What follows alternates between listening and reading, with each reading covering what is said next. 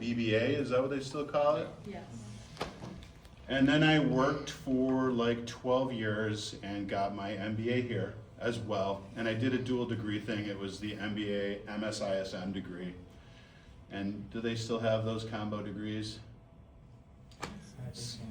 What's that? No? Well, you get two pieces of paper. You get the MBA plus you get an MS in whatever the second thing was. So, you know, I guess it's always good to have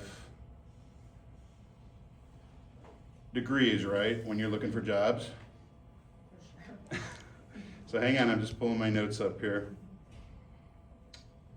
We had some kind of very specific taught what to speak about today. So, all right, so tell you a little bit about my career journey. Like I said, I graduated in 1989 with a degree in business.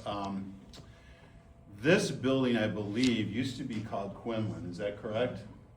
So there was a guy named Michael Quinlan, he was from McDonald's, and I remember it was the funniest thing, most of our classes were in Lewis Towers, and there was a lady in the basement who was like the career lady, and when you'd finish your business program, you'd put your resume with her, and how you'd find her is she would smoke down there. So you knew you were getting close to the office because you would smell the cigarette smoke. So she had big file cabinets full of resumes, and of course I went down there, put my resume there. And maybe about a month after graduating, I was sitting at home watching TV one night, and this person from McDonald's calls and says, "Hey, I understand that you're interested in this position we have offered." It was in the youth marketing department that was responsible for making the Happy Meal toys. In undergrad, I concentrated on marketing, so it was really a perfect position. At that time, they were the largest toy manufacturer in the world. So it led to a few months later moving to Hong Kong and living in Hong Kong for 3 years. And then my boss got fired, there were some changes in the company, and I came back home and they asked me if I wanted to be involved in QA/QC, which was like testing toys for, you know, to keep kids from choking and things like that. So I wasn't interested in that, so I ended up, after that, getting a job with a manufacturing company, actually worked for them for several years and decided I wanted to get my MBA. And at that time, it was funny because I was married, we had bought a condo, we had 2 cars, we were pretty well settled. And I told my wife, listen, I want to get an MBA. And she's like, wait, where are you going to get that? And I'm like, I want to go to California, I want to go to USC and get this very specialized program, kind of an international business degree. And my father said, listen, apply to the schools around here. And being an undergrad here, of course, there was some interest in me. And they said, listen, would you like to work for the university as a help desk person? And you know, of course, you'll get a stipend and they'll help you pay for some of your education. So it was called the Baumhart Scholars Program at that time. I don't know if, is that still something they do? Yeah. Okay, so I would encourage you guys to look into that if it's possible. Too, it was an excellent program. And my last semester I went to the Rome campus. I had the opportunity to work in the computer lab at the Rome campus, and I talked them into letting me bring my wife, and I met another couple there. We met another couple there that we were kind of hanging around with over in Europe. And the guy was a former commodities trader that had made like $35 million and got out of that business and was starting a consulting company. It was called Riva Consulting. So we got to know each other. I asked him for a job. He's like, yeah, I'll hire you. So I was a computer programmer for 2 years, and my skill was in marketing. So they were looking for a director of business development. And I asked them, I said, hey guys, give me a chance. And they said, okay, you got a year. So in that year, I landed the 2 biggest clients they had for 21 years. And I left the business at that point because basically I got fired. What happened is Boston Consulting Group bought our company, and they said, listen, we're gonna give you a retirement. And at that point I was 50 years old. And they're like, you have to work for us for a year for $40,000. And I said, okay, what's my choice? I have to do it, right? So I did it. About 6 months later, they said, you know, you're done. Here's your money. So I find myself at 50 years old, basically retired. And my wife is Assyrian. She came from Iran. And in 1980, when the Shah of Iran was ousted, and they came here with nothing, literally, and they get in the cab at O'Hare Airport, and they don't know what to do. They literally have a Persian carpet and $100 in their wallet that the embassy gave them. And so they jump in a cab. Turned out the cab driver was from Afghanistan, and he spoke Dari, which was a similar language to Farsi, which she spoke. And he said, I don't know what to do with you, but I'll take you to lunch. So they go to lunch. They meet a guy who owns a couple apartment buildings. And the guy says, listen, you can stay in my building. You know, can you unplug a toilet? Can you cut the lawn? Can you? And her father said, yeah. And he says, well, then I'm going to give you a place to live. So they were there for a number of years. That was their start in the United States. So why am I telling you about this? Because my wife, as she grew up, she wanted to buy a couple apartment buildings and do the same thing for the people that, over the last 25 years, that kind of had the same kind of experience she did. So when I got laid off, I said, I always wanted to go to real estate school, just for, shits and giggles, basically. And I did it, and I loved it. I went to Chicago Real Estate School, which is at Western and Touhy. And I loved it. I thought it was great. And it was really more about taking the real estate exam. It's a relatively short program. I think I took a 4-week program where you met once a week. And then, I took the test. They wanted to hire me at Century 21 Universal, which was the office where the real estate school was operated out of. And I said, no, listen, I'm like 50 years old. I'm not really interested in doing floor duty. And so I joined a company called Real Broker, which was an Israeli firm that was set up in Texas. They had about 600 agents at the time. In fact, I think I was the first or second agent here in Chicago, and I picked up a $7 million mixed-use building that was at the corner of Kedzie and Lawrence. And it was funny how I got it. I'll quickly tell you, how I got it. We were at a Persian restaurant, and we walk out, and I'm one of these people that talks to everyone. There were some HVAC guys that were out there working, and I asked them what they were doing, and they said, well, this guy's selling this building.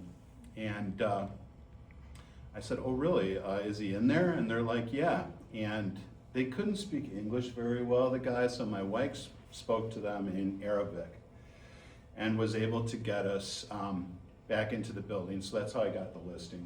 So I had the first big listing. The CEO of the company called me the next day and said, oh my gosh, thank you. That is the best thing that's ever happened to us.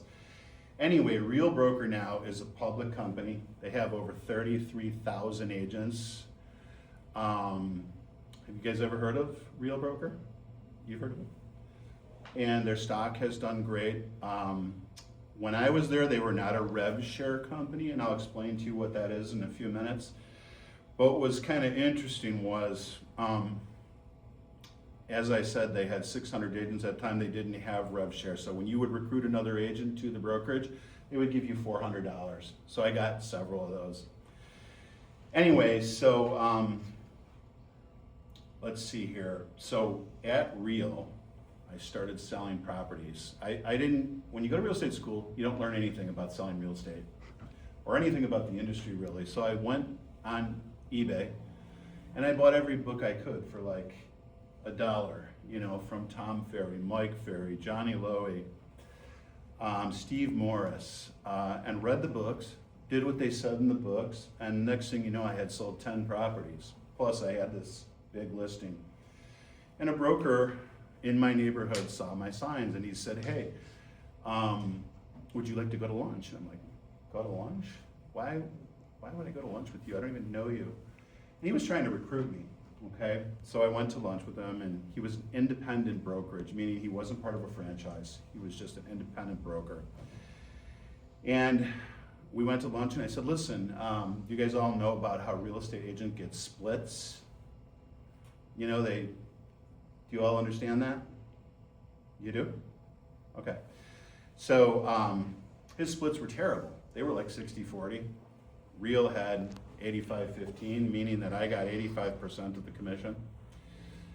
So that wasn't good. He didn't have all the technology that these other people had. And so I said no, and I said, let's stay friends. And we communicated with each other for a while. And he said, listen, a gal came into my office from a company called Weichert, which is the largest independent real estate company in the United States, owned by two people, Jim and James Weichert, based out of Morris Plains, New Jersey. And last year they did $77 billion in sales, owned by two people. So needless to say, Jim has a 250-acre campus. He's got 2 private jets, 2 helicopters on his own campus, several office buildings. And he's a guy that stood by the train station in Morris Plains, New Jersey, and handed out business cards for people going to New York City and back. And that's how he built the business. Weichert had the largest relocation company in the world. So what a relocation company is a company that, let's say it's a soy sauce company, for example, and they're gonna open in Wisconsin. What they'll do is help the people move out of Japan, sell their houses. If they can't sell them, they buy them, and then they place them in Wisconsin in the new setting and take care of all that business. And so that's called relocation. The largest relocation company in the world is a company called Cardis. It's owned by Anywhere. Anywhere owns Century 21, Caldwell Banker, ERA, Sotheby's, Christie's, At Properties. Now they were just bought by Compass. You guys ever heard of Compass? I know you heard of Century 21, right? Okay, so I worked for Weichert for 5 years at the corporate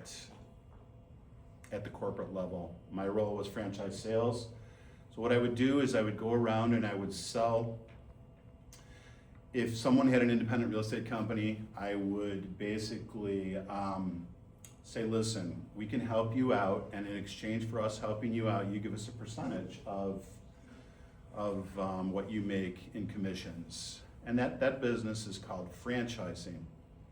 Worked for them for 5 years, did really well, became a top producer in that area, and moved to a company called Anywhere, which I just told you about. I was there for 3 years. They're the largest real estate company in the world, recently bought by Compass. At the time I worked there, they had 240,000 agents, did about $300 billion a year in sales. Now being bought by Compass, they have 350,000 agents, and they do much more than $300 billion a year in sales. So that's kind of my career track.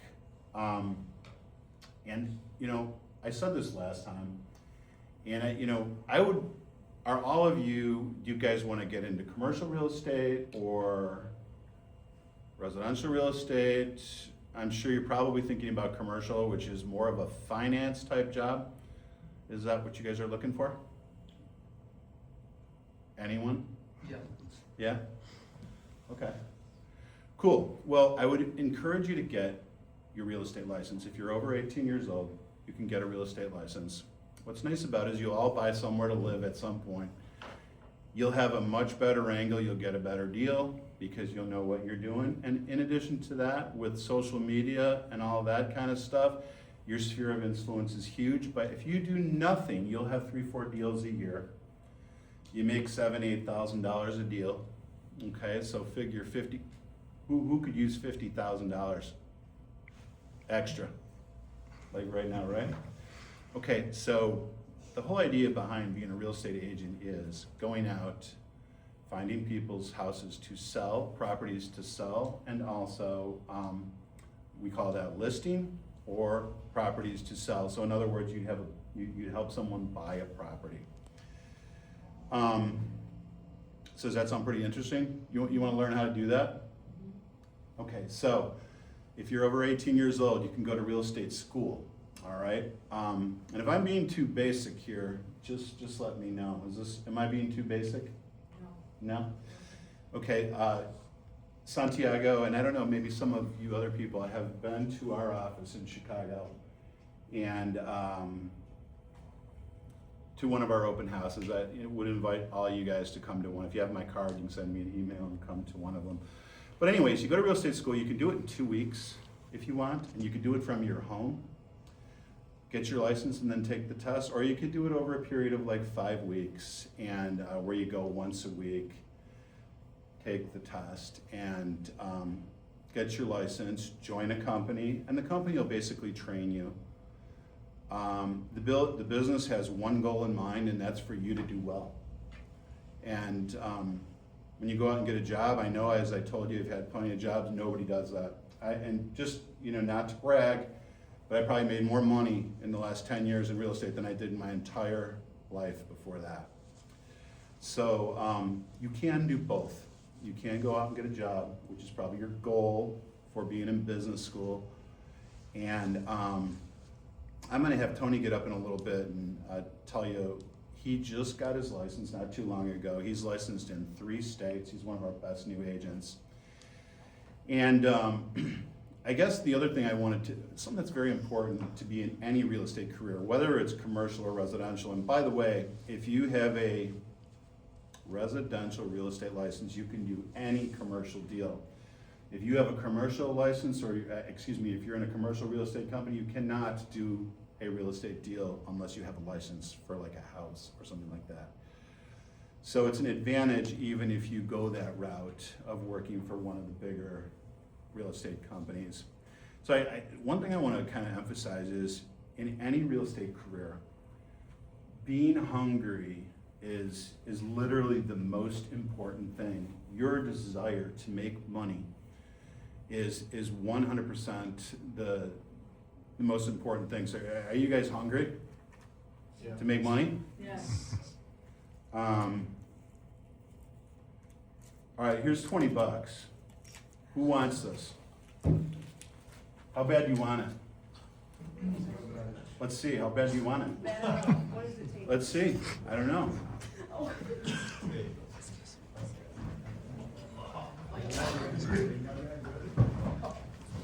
Don't hurt each other. All right, so it's yours. No. No, it's yours. Oh. Yeah. So it's a lesson to be learned, okay? In real estate, the business is there, just like that $20. You are in Chicago, the houses are packed on top of each other for 70 miles, and how big is Chicago, a few thousand square miles, I don't know, whatever it is, you could Google it, but it's just like that $20. If you're hungry, you can go out there and get it. And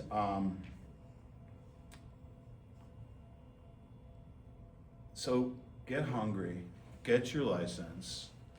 A year from now, you can have, if you work at it, you can very easily make $100,000 a year in real estate. I go into offices, I've been calling on real estate brokers for 10 years. I've talked to thousands of them, like 3,000 or 4,000. And I can't tell you how many offices I drive up to that are full of Bentleys and Rolls Royces and all kinds of things. And you know what? It's, if you have an MBA or a bachelor's degree in business and you are good with tech, you have an advantage over the people that are in the business, okay?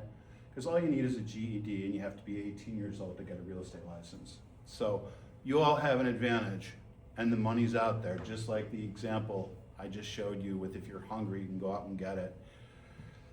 So with that, what do you guys, in your real estate club, what do you talk about as far as technology goes? You talk about AI? We haven't gotten to that yet, but Okay. a lot of like companies that maybe we talk to, or like the JLL, for example, we have a tour coming up with them. They're mentioning how they created their own AI platform. So Mhm. a lot of corporate real estate companies either have their own, and you gotta work with that. Then there's a lot of startups that are looking for AI platforms. Okay, like in all the areas in residential real estate, where does AI come into play? Where it comes into play is like, you have to be trained, you gotta know how to talk to people. Not only you have to know how to talk to people, so the example with the $20 shows you how to go out there and make the first contact with people. Nowadays though, it's mostly done with your phone. Just give you an example, I use a product called Real Scout. I use a skip tracer coming out of Pakistan. He puts lists of homeowners into this software. All day long, that software is prospecting. It's sending out notes to people saying, hey, would you like to know how much your home is worth? People respond, I'm doing nothing. And just to give you an example, people get a chance to respond to you and say, yes, I'd like a valuation of my property. Today we had one where we're going to, on Saturday morning, we're gonna list $1 million property. And we did nothing to get it. Commission on that is $60,000. So, and we did nothing to get it. So, the real estate industry, Tony's gonna talk to you about this a little bit, because he came to Chicago, became a real estate agent, didn't like it because he found it was kind of a closed business, and he just wasn't enjoying it that much. So he got into a career doing something else, and now he's come back to it because the industry is so different than it used to be. I will tell you, it's totally different than it was, 10 years ago when I got into it. The brokerages are like homes. They offer everything. They're kind of beer in the fridge. I don't know, did any of you guys come to our open house last time? Santiago was there. But is that a pretty nice place? Very nice. Yeah, so basically it was founded by this fellow, Eddie Garcia, who came from Mexico.